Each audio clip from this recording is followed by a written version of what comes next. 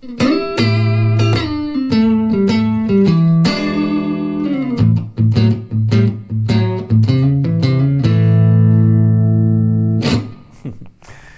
gang, today we are going to continue on our Beginning Blues series, and today we're going to do the most basic of basic blues lessons, the basic blues shuffle.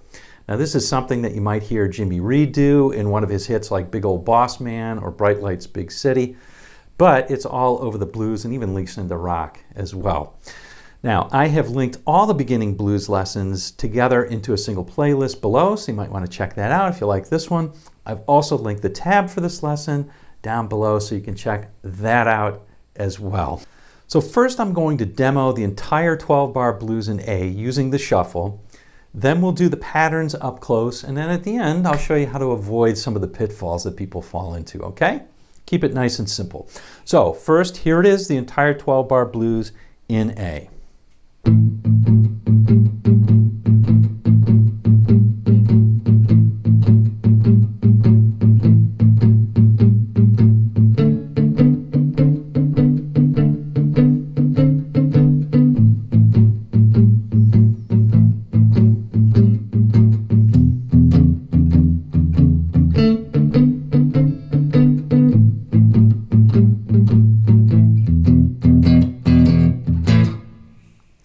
Okay, we kept it really simple there.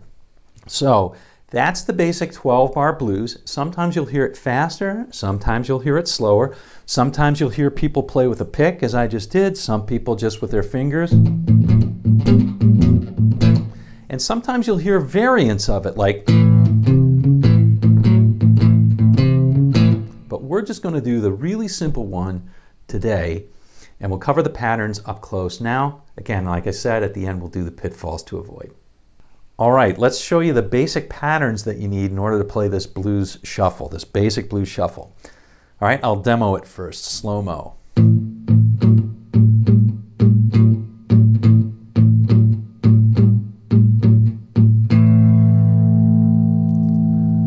Okay, that's basically it. We're going to start out with the A. But before we do, I just want to talk a little bit about the techniques to get the right sound. So first of all, I'm doing what's called palm muting. I'm using the flesh of my palm, putting that right on the bridge where the saddles meet the strings, and muting that bridge a little bit, muffling the sound, so it sounds a little more like this. Watch what happens if I don't. Which is okay, it's fine. It's just not as common to let those strings and each of those chords ring out. There's a place for it, for sure. Palm muting gives you control over that sound. It muffles it a little bit. Second thing is, I'm using all down strokes. I'm not using down and up. So I'm getting a nice strong stroke on all of those chords that I'm hitting. So those are 2 points of technique that I think are kind of important.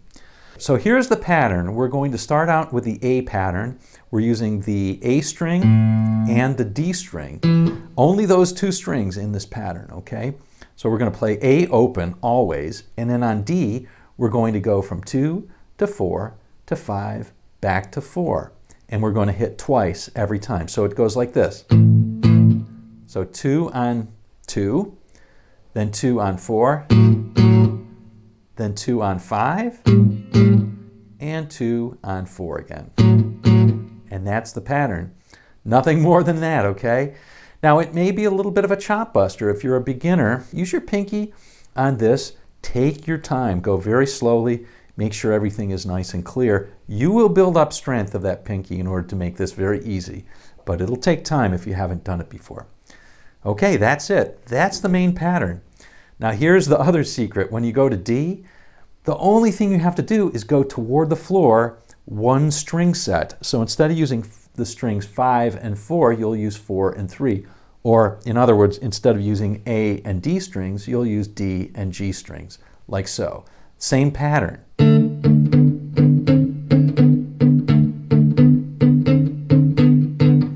Okay?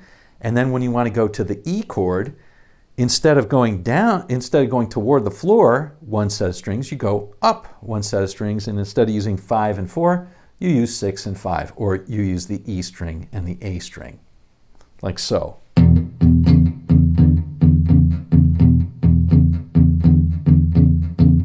notice it's the same pattern, 2, 4, 5, 4, 2 strokes each time. Let's talk a little bit about a couple of pitfalls. I'll give you 3 of them that can happen and I hear a lot. Here is the first one. The first one is this.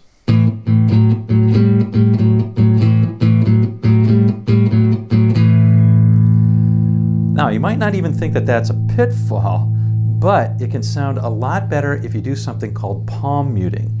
So that just means taking the flesh of your palm and putting it on the bridge near the saddles. Okay, so it mutes the strings a little bit. You should hear that, right? There's a bit of a different tone there.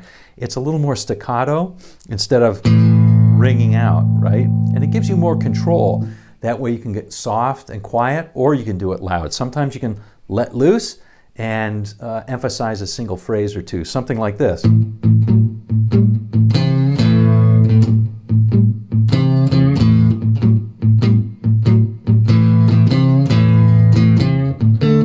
You know, that kind of thing.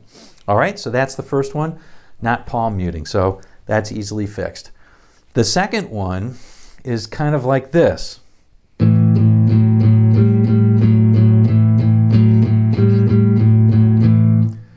No syncopation.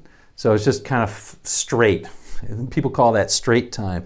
Da da da da da da da da da. What we want here is we want it to be syncopated. Think of maybe a horse galloping, like dun dun dun dun dun dun dun.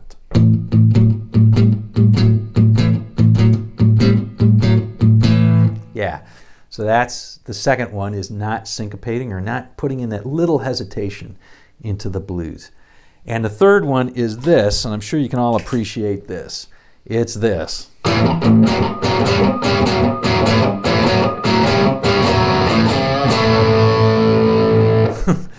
Doctoring their guitar way too much, putting on way too much gain. Now there's a place for gain, for sure, but in the straight blues, we want to keep it as simple as possible. We don't want to overpower everybody else. So that's a simple one to avoid. Occasionally, when you're playing rock sort of blues or blues rock, you'll want to use a sound like that. But generally speaking, you want to avoid that to get the best sound. So there are 3 pitfalls to avoid, so make sure that you're getting the best sound for you and actually the other people that you're playing with as well. Alrighty, well, I hope you enjoyed this really simple blues shuffle. If you did, please click the like button and subscribe to the channel for more of these. And don't forget, below is the link to both the tab and the rest of the series if you want to check those out. All right, till then, we'll see you on down the road.